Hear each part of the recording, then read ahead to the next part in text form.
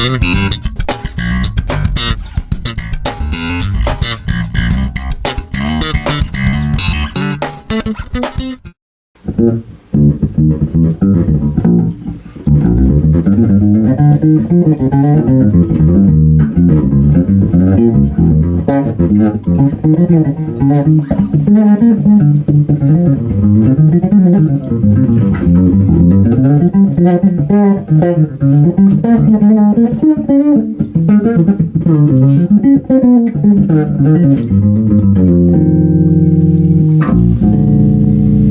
right. Whoa. Whoa, ladies and gentlemen, bass players around the world, bass players from Michigan, bass players in Detroit bass players. Welcome to the BASSmint.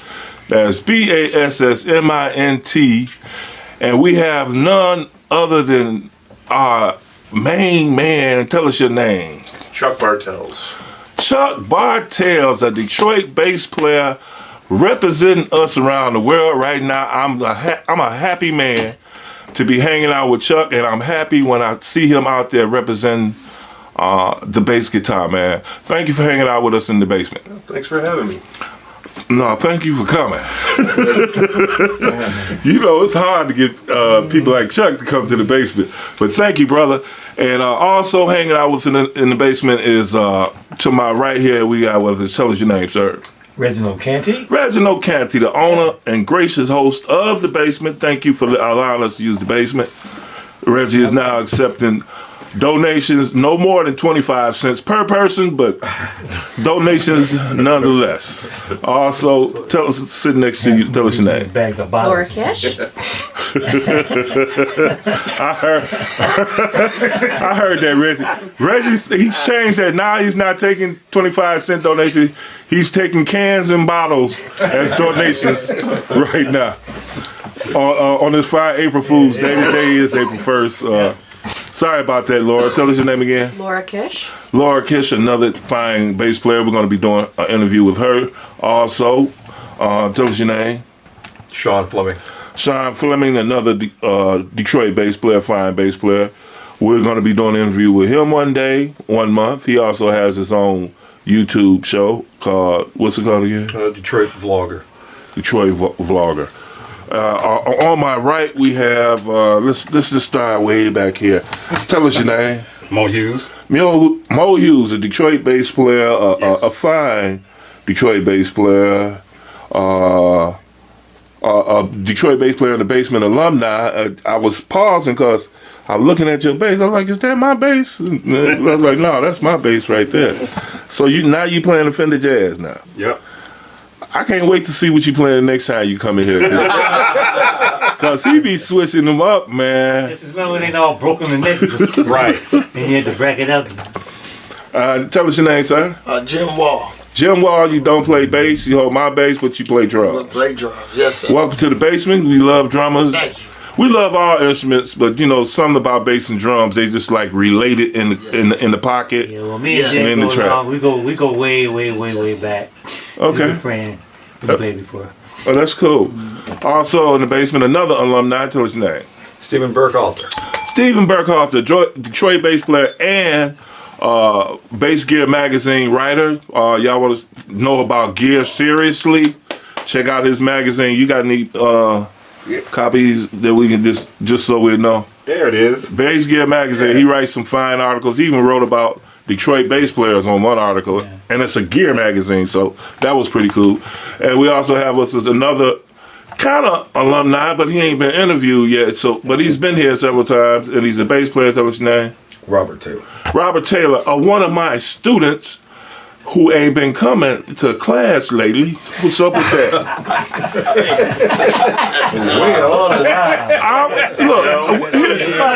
Here's the thing. The thing is, he already paid for them. And the money is just sitting there. No, it ain't. But you still got those.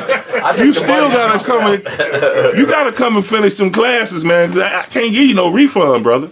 Come and get those classes. I got something for you. I know I'm really about to learn something to teach you today, because we hanging out with Chuck Bartels, one of Detroit's finest bass players, man. Welcome to the basement, man. Thank you. Thanks for coming. Pleasure. I've been trying to get Chuck in this basement for about a couple of years and stuff like that, and I finally got him here, and I finally get to ask you this question, man. When did you start playing the bass, and why? I was 13, 14. Why? I just kind of chose it. I didn't want to play guitar. Oh, you know what? I guess really what it was is my cousin got one for Christmas a year or two before that. I think I was 12 when he got it. Actually, he could play "Smoke on the Water," which I think is the universal riff that everybody learns, and that piqued my curiosity. And then whenever I'd go to my aunt and uncle's house, he'd be out doing other stuff. He kind of lost interest in it or whatever, and I'd go upstairs and play his bass through the amp, not really knowing how to do anything. And I think it took about 2 years of bothering and hassling my folks till they finally bought me a bass, which was 14. So. And when you got that bass, started fiddling around with it, started playing with it, when did you get the chance to play with others? I grew up in a small town, Lapeer. I don't know if anybody knows it. It's about 25 miles north of the Palace, 30 miles. And this is the 80s. This is like 84. So I was the best and worst bass player in Lapeer at that time. So I was just standing in a music store, the local music store, waiting for my second or third lesson, and an older guy came in, like 19, 20, and saw me holding the bass and hired me on the spot. So I had to get a ride to the rehearsal that night, and it was pretty eye-opening, to say the least. That was cool. How did that go? That first rehearsal? They, put your finger here, put your finger here, play this, play that, and that lit a fire underneath me because I had to do it and I wanted to do it. So just playing with older guys, kind of getting your rear kicked, so to speak, which is always, you talk to anybody in any musical situation, and it doesn't always seem fun at the time, but that's how you grow, So playing with these more experienced players, and then it ended up being all the time, was really kind of what did it. Right. So in Lapeer, I'm sure it's not that many bands, but you had a pulse on the whole city and all the bands and everything. And when I say Lapeer, I mean all the other surrounding, like North Branch, Columbiaville. It's all these rural, kind of, farm-based cities and whatnot. Lots of farmland. There were some bass players, but there really wasn't a lot. It's hard to tell because this is way before the internet. Before that was probably even a word. But yeah, there wasn't, to my knowledge, by the time I was actually playing, there was maybe 3 or 4 players, in a pretty wide, vast area. Was the goal to come and hit in Detroit, your small towns, come to Detroit and play and jam and all that? We just, actually, by the time I got to the point where I was playing in a band and playing cover songs, there was a local bar that we all just desperately wanted to play. We were told if we could come up with a set list, we could actually get paid for doing it, which was just such a foreign concept, So that was the biggest ambition I had at that point. And then eventually we started making our way to Flint. Not really Detroit so much. But yeah, I'd go to Flint a lot and kind of, see players at Flint. And there's some amazing talent in Flint. I know, man. Flint, one of the bass killers out of Flint is Robert Bubby Lewis. Bubby Lewis, yeah. Have you heard him play? Yeah. There's ridiculous, man. Yeah, there's a lot of. It's not a big city, but I went to school there for a minute. went to community college, Mott, and yeah, there was just everybody was really good, especially in the jazz scene. A lot of just smoking upright players and drummers. Did you ever go to school for music or anything like that? Yeah, I went to Wayne State jazz studies program back in 92, 93. Yeah, you know how to read and all that kind of stuff too? Yeah, I could be better at it. Reading's one of those things. If you don't do it all the time, it's like working out, or it's like you kind of lose it. But yeah, I was reading a lot back then for sure. You ever had gigs that require you to read? Mm-hmm. Yeah, I'm doing one tonight. That's good, man. Now let's get to some of this Chuck stuff, man. Why we big fans of yours? You know, I have students to say that they've studied under you. You were the instructor and stuff like that. Do you teach music as well? Yeah. I go back and forth with it. You know, sometimes I feel like I want to be teaching all the time, and I love it, and then I get busy, and then I don't have time for it. So, but yeah, I do. I enjoy it. I teach pretty fair. That's good. How long have you been teaching? Would you say? Probably since I was about 18 or 19. So you've been teaching professionally for a long time. Yeah, I mean, yeah, I guess maybe professionally, maybe in my 20s. Yeah. Right. Yeah. You currently, again, while we are huge fans of yours, you know, some of us new, some of us been a fan for a while. You currently play with the Grammy Award winning artist, Sergio Simpson. You're his bass player, right? Mm-hmm. Now, forgive me for smiling and stuff, but you know, just knowing a Detroit bass player, you go watch Saturday Night Live, and you see a Detroit bass player. You watch the Tonight Show. A Detroit bass. I ain't even looking at Sergio. I'm looking at the Detroit bass player killing it. And so I think it was a PBS special we've seen you guys on. And the Grammys was the last thing I saw you guys hitting on. And you guys sounded well on the Grammys. And I just want to know, man, how I feel to be with the hottest dude in country. He won Country Album of the Year. Yeah. Mm-hmm. So Sergio Simpson, and how does it feel, man, to be hitting with the big dog? You know, it's pretty surreal. It's, you know, especially considering it was just a random phone call a year ago. You know, it was it's been kind of a whirlwind, to be honest. I wasn't expecting any of this. I wasn't even really looking to do any kind of touring because I got a little boy, 5-year-old, and before I was, you know, playing with Sturgill, I was home just kind of making a living playing weddings and stuff because I didn't want to do that anymore. And then he called me, you know, and I actually honestly had never heard of him, but you know, truthfully, and I had a good talk with him, and I'm friends with the organist in the band, and checked his music out, and I was just like, whoa, this is like, it's definitely country, but it's also kind of like, I call it Southern Soul because he's got this huge, like, Otis Redding, Marvin Gaye thing. And the horn stuff. Yeah, and the guy, the horns, and it ended up being, my wife ultimately gave me the blessing. She said, you can do it, of course, the boss, and, you know, and it ended up being just this amazing thing that I found myself in, and I still kind of scratch my head, to be honest. I don't know what to say. I mean, you know, one minute it's a phone call, and the next minute I'm playing SNL, and I'm just like SNL, the Grammys, everything, you know, and we're proud of you. I mean, I was just sitting there watching it, and you know, and then you read the Facebook comments with all your true friends, not so much fans, but friends have been knowing you for a long time. It's like, go Chuck, go. You know, everybody's like, go Chuck, kill it. You know, you could have had your own cheering section right there at the Grammys, man. Hell yeah.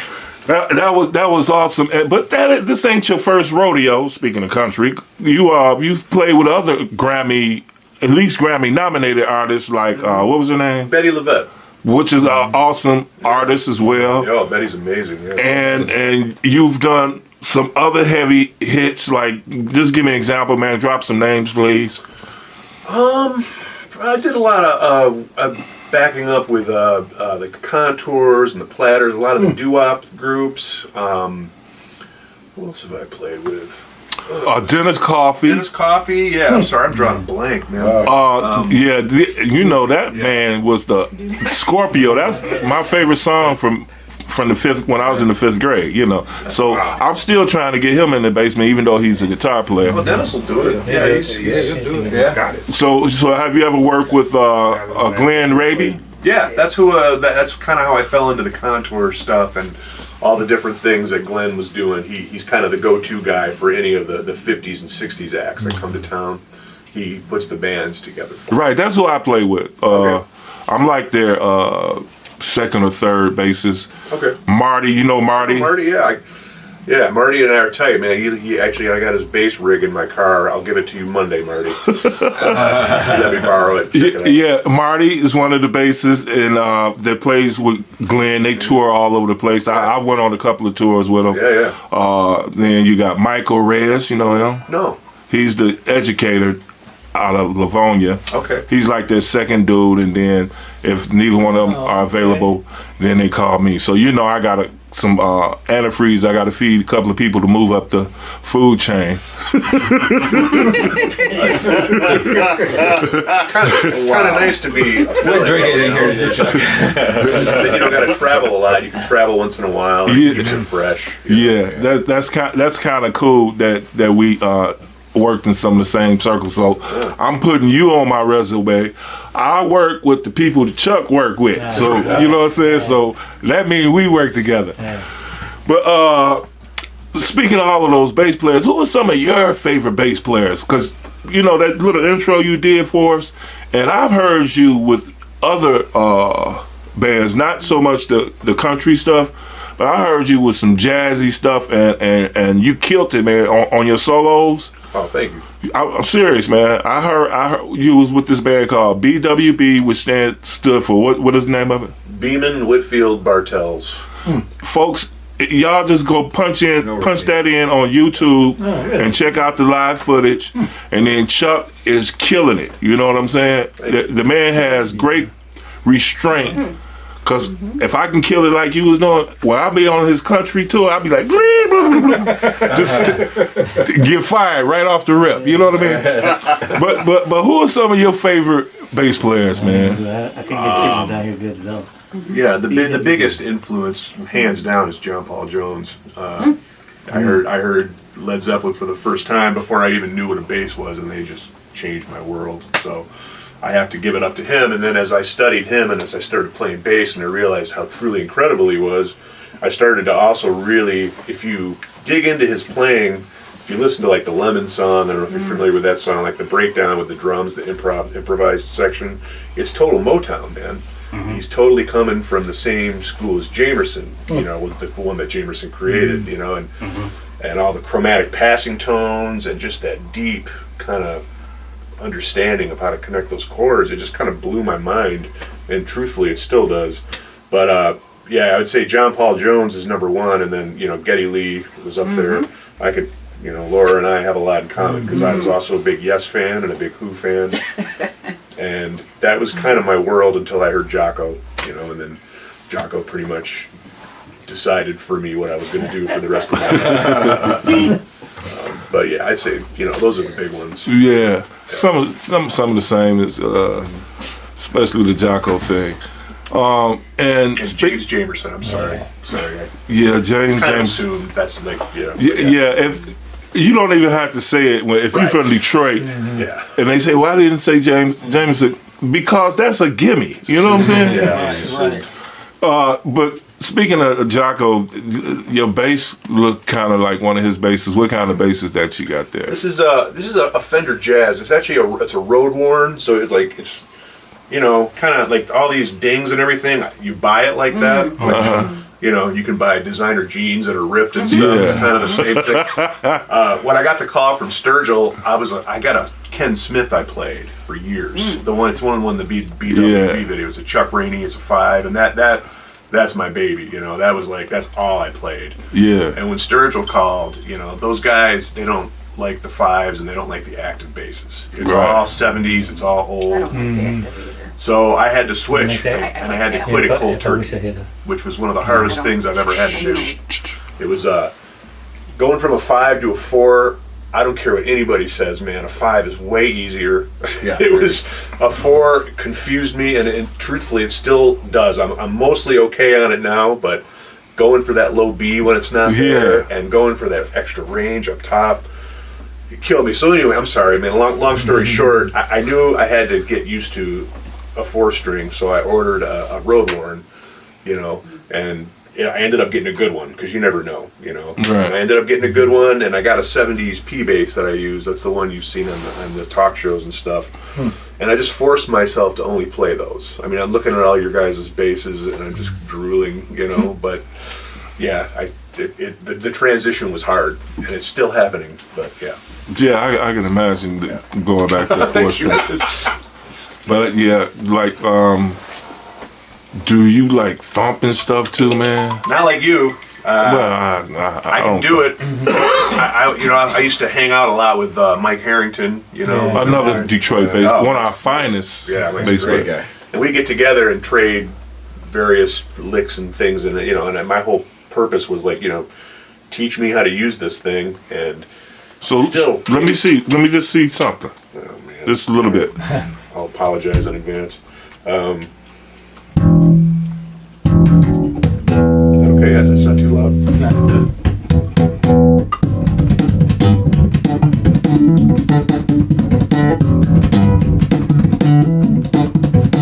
I can do like basics, That's basic.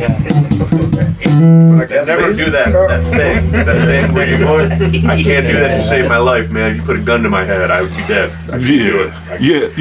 For things like that, you got to really be dedicated, and like I'm one of those cats that I don't have time to get that specialized on the bass. You know what I'm saying?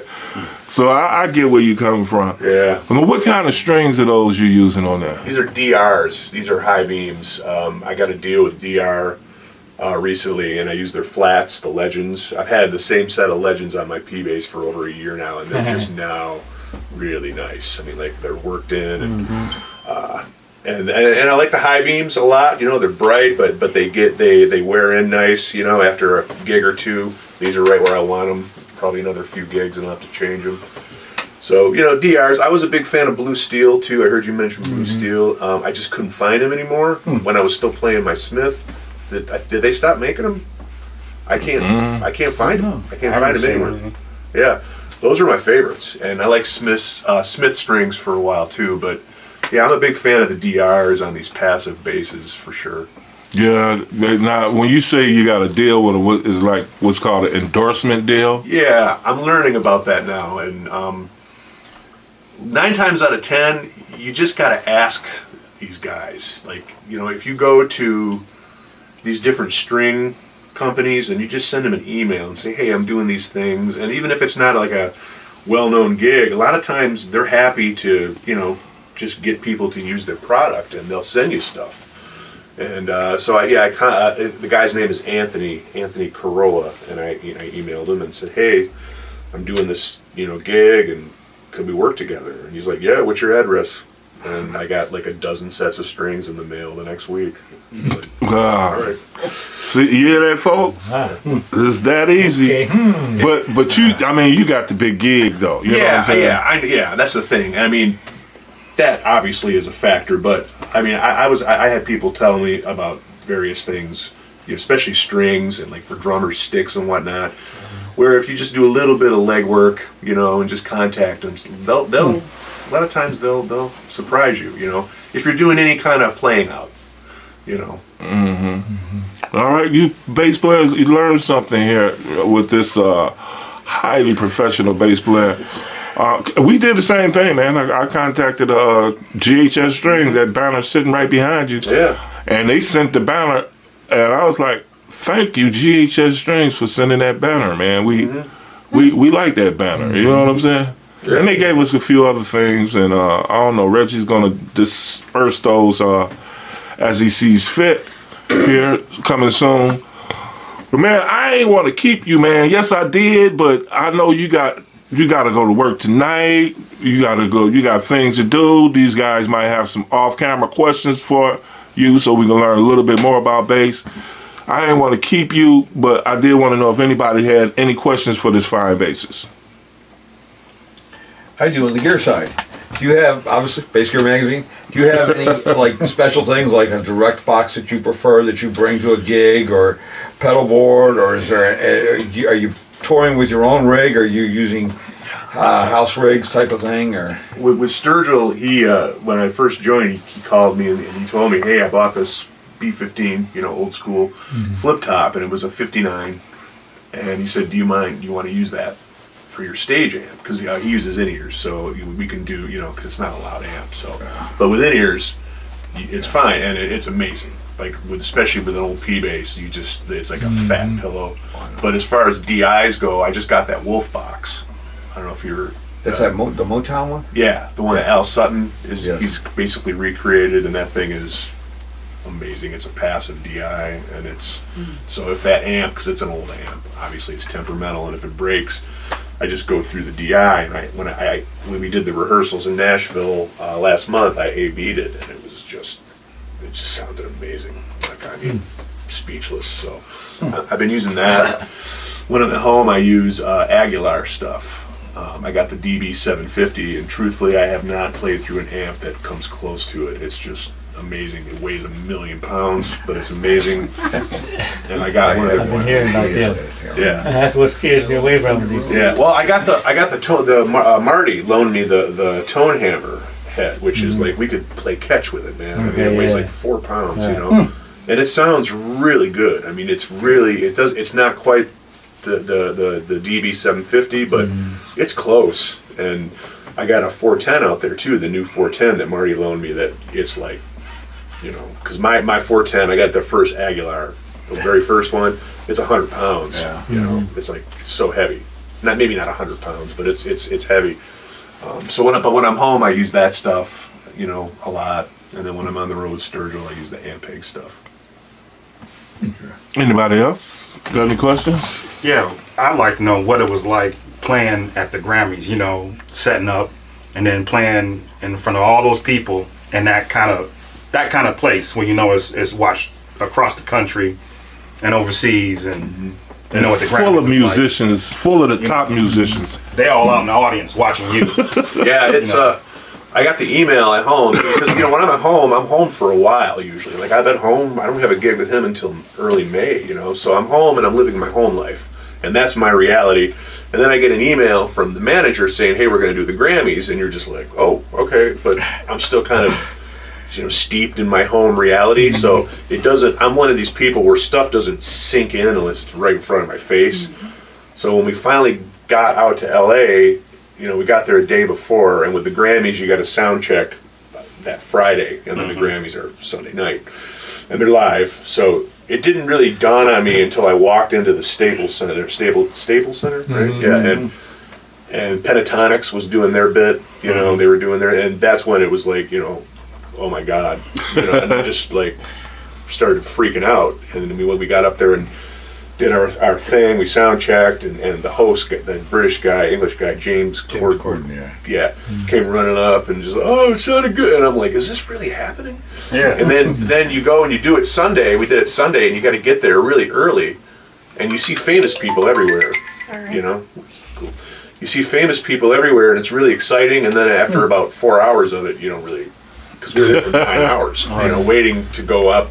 And it's a long day, and there's John Legend again, But I would say getting up there and actually doing it was crazy because the wall went up early. It was supposed to go up after we got introduced. Dwight Yoakam introduced us, and he was supposed to say Sturgill's name, but it was like a Spinal Tap moment. He's talking to the audience, and the wall just went up, and I'm like standing there, and I'm like. Eye contact with Beyonce and Jay-Z. They're sitting right there.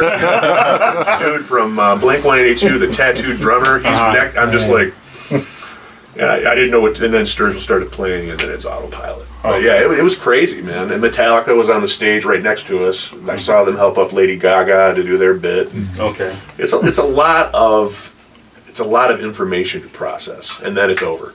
Then you do it and you're done.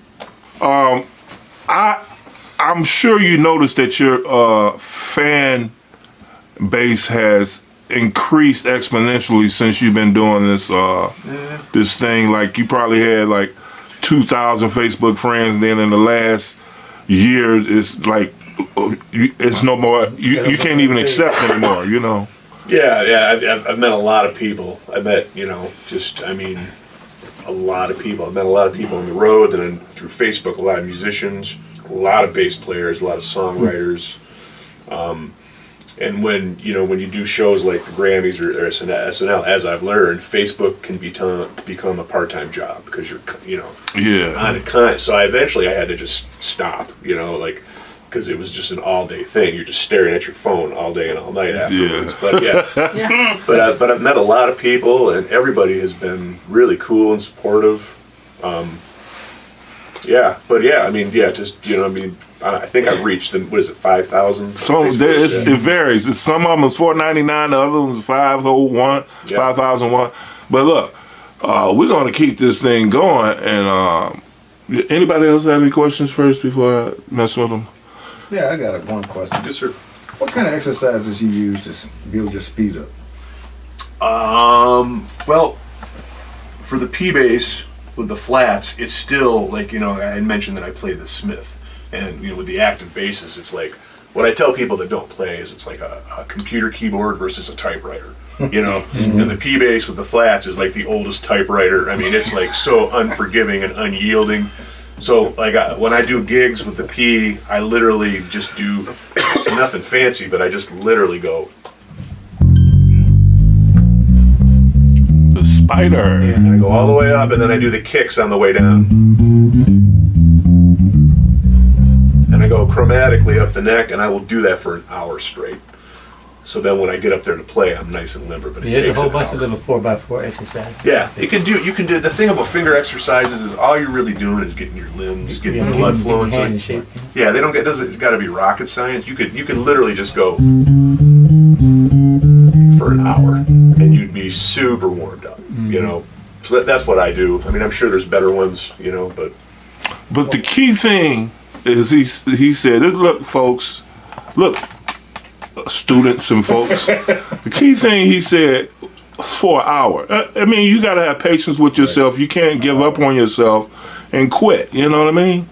Yeah, I do other stuff. I'll be at the bar. I do a weekly gig at the Black Lotus, like a funk gig, and my friends will show up. I don't just like lock myself away for an hour, like, don't talk to me. I mean, I'm out socializing with the amp off, and I do that. And then as far as like the lines, the bebop things, that's just finding a line that you can get under your fingers and just playing it a ton, messing with the rhythm, playing it on different beats, applying it in solos, just really just kind of lots of repetition, that's the key.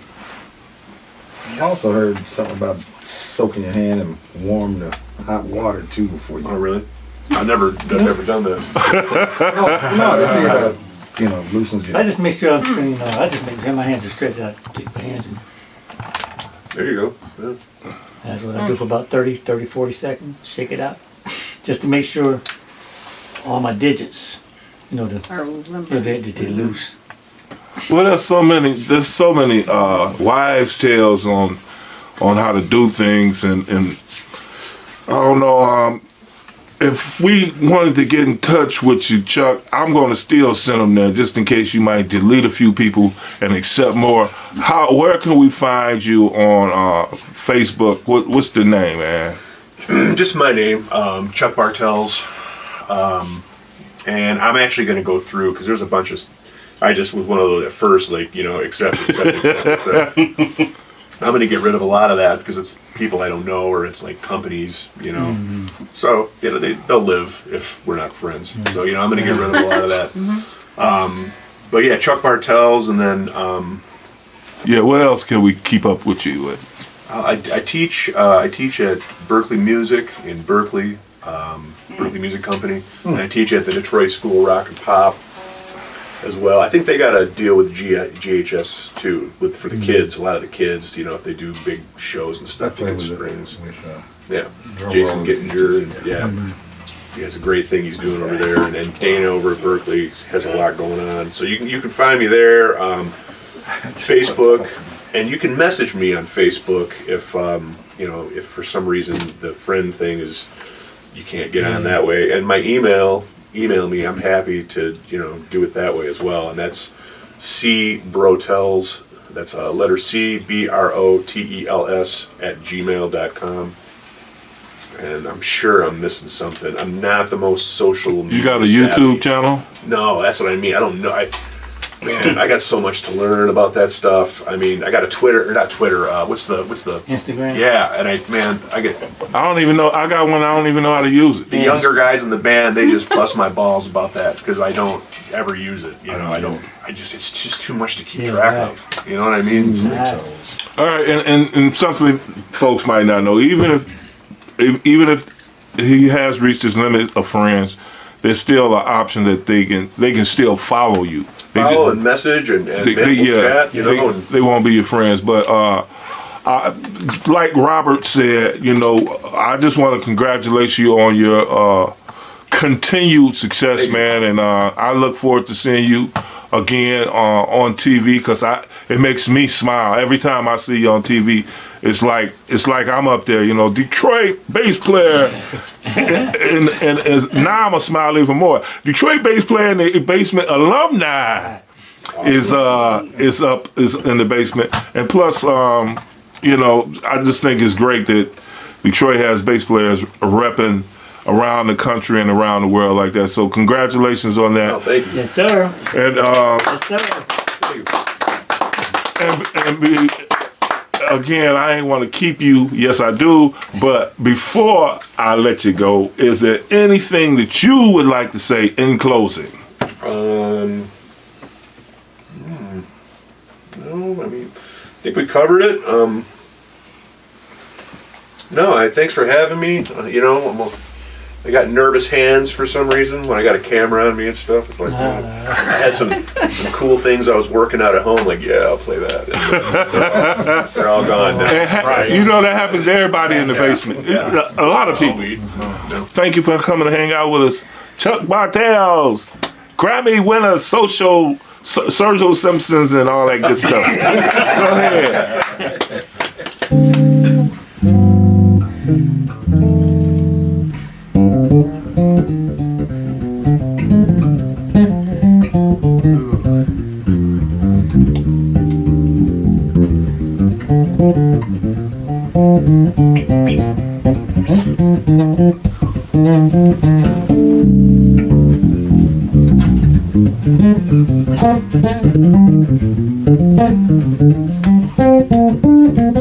Thank you.